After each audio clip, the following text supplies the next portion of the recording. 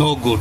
এটাকে পরিষ্কার করে জীবাণুনাশক দিয়ে পরিষ্কার করে তারপরে এটাকে আবার বসাতে হবে।